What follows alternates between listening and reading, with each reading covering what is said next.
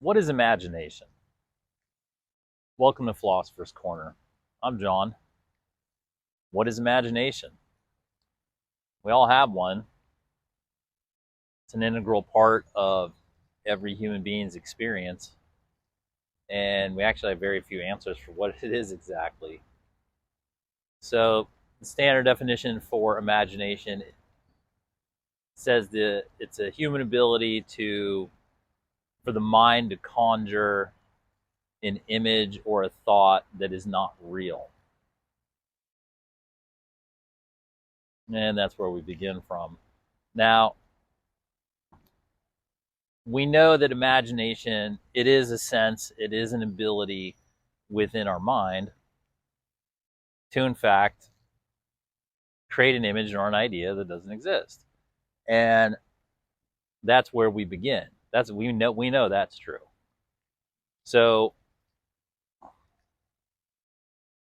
we can't, or science hasn't identified the biological or physiological organ responsible for generating imagination. And they haven't created an experiment that really gives consistent results to try to figure out exactly which part of the brain or like which parts of the mechanisms are creating it. But we know that it exists, and we know that it's true, and we know that it's actually very powerful. So what is it? What is the imagination? Like a lot of people have tried to attempt to figure it out and nail it down. Personally, I think imagination is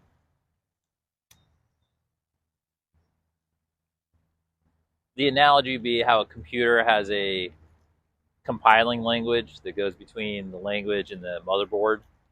Uh, I think imagination is that level between us as a human being as sort of biological hardware and our interface with the information of reality.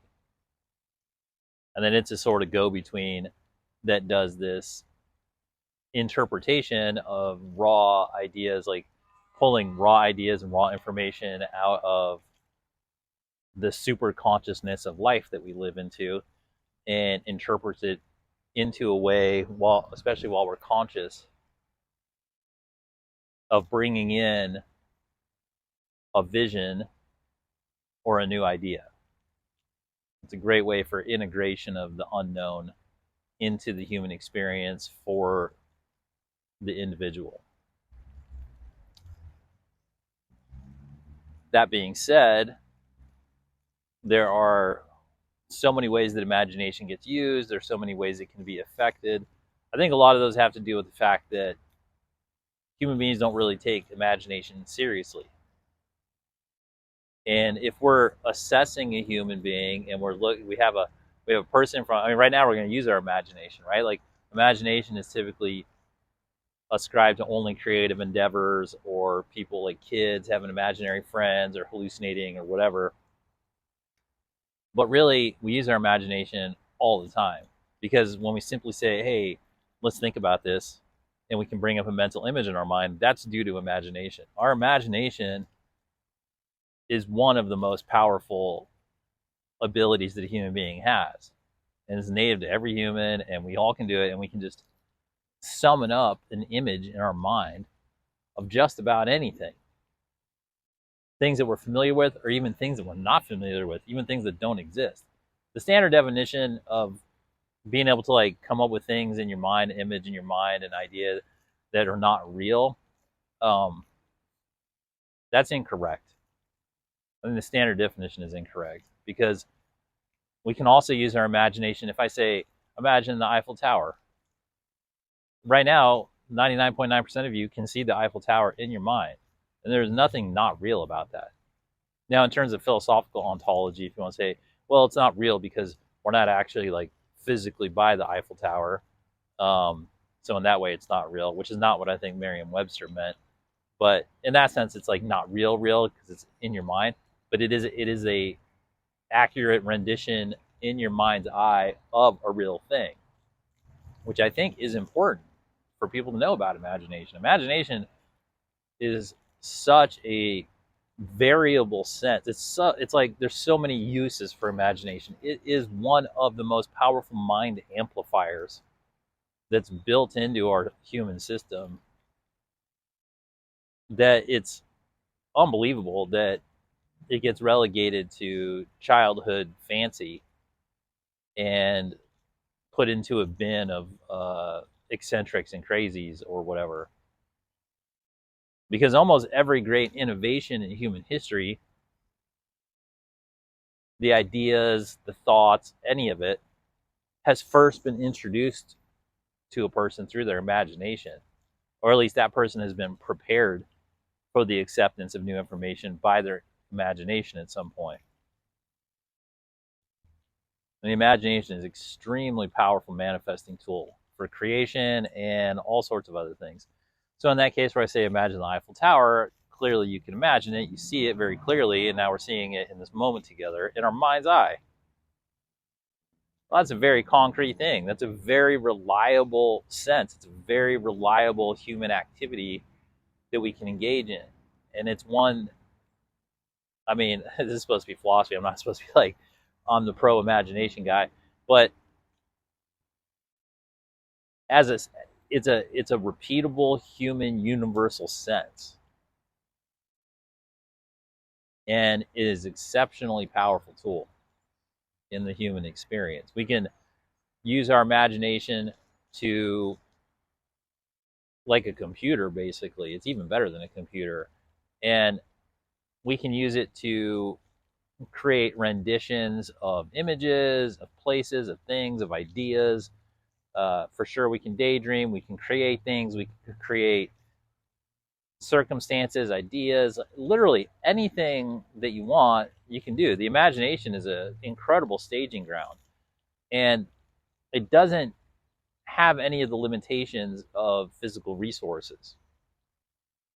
In my mind, I can imagine the rise and fall of the Roman Empire in like 5 seconds. I can do any of these philosophical thought exercises require the use of the imagination. In fact, philosophy itself spends a ton of time in the imagination because we're imagining things. And then at a certain point, the imagination has this sublimation into the hardcore parts of thinking that orthodox Western thought is more comfortable with saying, oh, well, that's real thinking, or that's like a real part. That's solid thought process when you go back into the right brain or the left brain or whatever and get into it more, Occidental thinking. But the imagination will lead you there, because if you're imagining something and then you can go back into more grounded thinking, I guess is the way to put it. But the imagination is what allows for a play space in the mind, a safe space to allow new thoughts, new ideas, new images, things we're unfamiliar with. And it doesn't matter how intelligent a human being is. When you're born and placed in a part of the world and you go around and you start being exposed to new information, you absolutely need some sort of buffer between you and the reality to find a way to put it together and process it in a palatable way. And then also, since the human being is also in a position to be a creator, that's a well documented fact that human beings can create events, they can create things, they can create realities, they can create mindsets. The imagination is an absolutely essential tool to allow for a human being to have the functionality to create things. And that's well documented. It doesn't matter if it's, a physicist coming up with a new idea. It doesn't matter if it's an artist coming up with a new movie. It doesn't matter if it's a legal person coming up with a new legal theory. Imagination is required. And the imagination is great because you can run through all these different iterations and permutations of thoughts. They can be exceptionally orthodox things. You can be a mathematician and you want to imagine a whole spread of, like, you're trying to figure out, I don't know, you're trying to figure out the unified equation or whatever. And in your mind, you can imagine all the iterations of the different equations, or you can imagine all the circumstances that you're trying to articulate in the unified field equation, right? You go, oh, well, think about this, think about this, think about this. Well, in the standard sense, it's not real what you're imagining about that. Like, not real at all. It's just in your mind. But that doesn't make it any less valuable. In fact, in many ways, it makes it exceptionally more valuable. Because imagination really begins where the limit of our experience ends.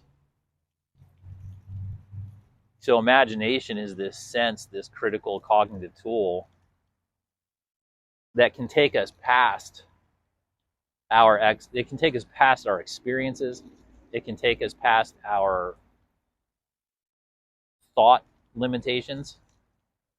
Well, it doesn't matter what your educational level is. You can bring in information and concepts and ideas and images that are way beyond your educational level because of imagination. And it can bring it to you in a way that's palatable to you, so you're not intimidated, or even if you are, it's a way that you can handle it, which in turn can make you go back and get educated or like look into specific subjects, but it's not even necessary because the imagination itself provides you that workaround. The imagination is really the key to being able to engage in the world in a fuller way, because we know this is a vibratory world, and for sure we have the 5 basic vibratory senses we all agree on, but we certainly have these other senses that are necessary in order to interpret all these other vibrations and informations that are coming into the world that don't fit neatly into the 5 senses. And imagination is in this interesting spot where everybody admits that it's real. Nobody can say where it comes from, and nobody can really say which information it's collating. But we know that it's real, we know that it's repeatable, and then we know that it's useful and it has great utility. Because all great accomplishments, I mean, pretty much all great accomplishments have some form of imagination built into them. Now, when we break imagination down even more and we say, okay, well, what are some of these other things too? It's like, well, I think because we haven't taken imagination seriously enough as a common sense, or a universal sense might be a better way to say it, a universal human sense, is that some people, there's ways it can go. Imagination, since we don't have great schools and we don't have great training to show people how to use it, yeah, some people, the imagination can, like any other sense, can be used and be warped. Somebody can imagine bad stuff, or they can imagine unethical or immoral stuff, or they can imagine stuff that's delusional. They can have normal stresses. A person who's living a very stressful life and they're not working with all the right information and they don't have a lot of good counsel, they can activate their imagination and engage in delusion. And the delusion is their imagination trying to fit a context, in their life that's not commensurate with reality, and they're using their imagination to imagine that it's true, right? And that's obviously not great. So imagination can create good and bad situations for the individual. I think as they become aware and they bring it into the consciousness, then they can learn how to use it and not be delusional. Like the flip side of that is an actor's entire job is to use their imagination to engage in pretend, it's a conscious delusion. So that's where, if you're unconscious about it, it's a delusion that's unhelpful most of the time. And when a person becomes conscious of it and they can use it, even though it has the same mechanisms as a delusion, then it becomes positive, then it can become acting. But the imagination is key to both, right? Like in the case of an actor, the imagination is used to imagine the world, imagine the circumstances, imagine the sense of self, of a self whom they are not, but a self whom they are agreeing to pretend to portray and be.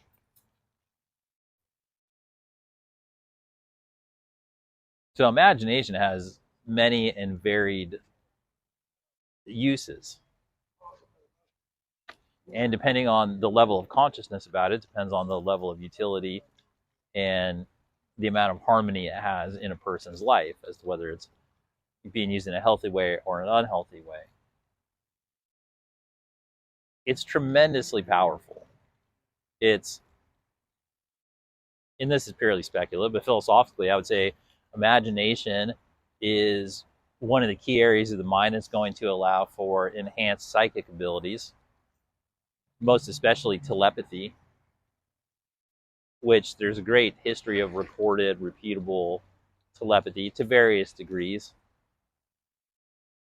But imagination seems to be one of those areas that's required in order to open up those abilities. Because imagination is one of those perspective abilities that allows a person to imagine themselves more evolved, better, more skilled, and in a better state of being than they are. Like that's a function of imagination. To be able to imagine that you're better, to imagine you're more evolved, in a better state of being. And in that sense, imagination is one of the keys to evolution. As we sit down and we imagine ourselves being better, as we imagine that there are better circumstances. And the interesting thing is that a lot of times the imagination that services these aims, even though the person doesn't know that those things, is even unaware that any of those things could exist, and they just imagine it because it feels good or whatever leads them to it, and then it turns out that those things in fact are real. Like, for instance, in the movie Jurassic Park, they made up the dinosaurs velociraptors. They weren't known to exist at the time of the movie. And then after they imagined them and put them in the movie, later on they discovered velociraptors. So sometimes the imagination isn't even a flight of fancy or whimsy or an internal virtual reality projector simulator. It's actually a way of telling us what actually exists in the reality that we're just unaware of and don't have access to.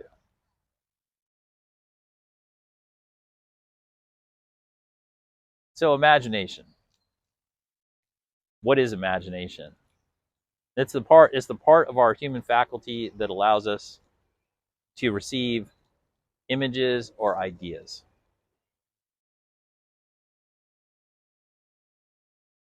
Well, thanks for spending some time here at Philosopher's Corner.